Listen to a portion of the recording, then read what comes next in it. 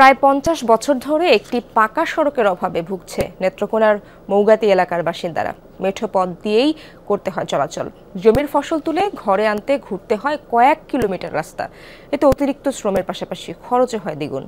জনপ্রতিনিধিরা বারবার আশ্বাস দিলেও সড়ক নির্মাণ হয়নি আজও। ওয়ালটন ফ্রিজ কিনে অনেকের মতো আপনিও হয়ে যেতে পারেন মিলেনিয়াল। সেরা পণ্যের সেরা অফার। অর্ধশত বছর ধরে ৬ গ্রামের কৃষকের ভোগান্তি। নেত্রকোনার সদর উপজেলার মৌগাতি ইউনিয়ন। স্থানীয়দের চাওয়া কেবল একটি পাকা সড়ক। সে দাবিও এই দীর্ঘ সময়ে মেটাতে পারেননি কোনো জনপ্রতিনিধি।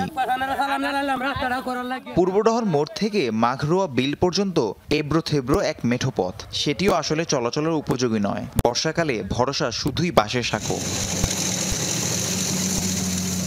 ফসল ঘরে তোলার মৌসুমে বাধে বিপত্তি। সড়ক না থাকায় কয়েক কিলোমিটার পথ ঘুরে আনতে হয় ফসল। খরচ হয় দ্বিগুণেরও বেশি। এতে ৩,০০০ হেক্টর জমির ধান থেকে কোনো লাভই করতে পারছেন না চাষিরা। কামলাদের লেবার দিয়ে ২,০০০, ৩,০০০, ২,৫০০ টাকা রাকেত কাটানি লাগে।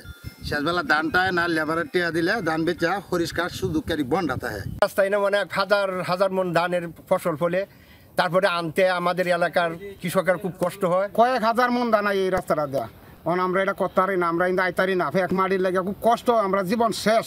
স্থানীয়রা জানায়, এর আগে বহুবার জনপ্রতিনিধিরা পাকা সড়ক নির্মাণের আশ্বাস দিয়েছেন, তবে সড়ক আজও নির্মাণ হয়নি। কৃষকদের দুর্ভোগের কথা শুনে দ্রুত ব্যবস্থা নেওয়ার কথা জানান উপজেলা নির্বাহী কর্মকর্তা।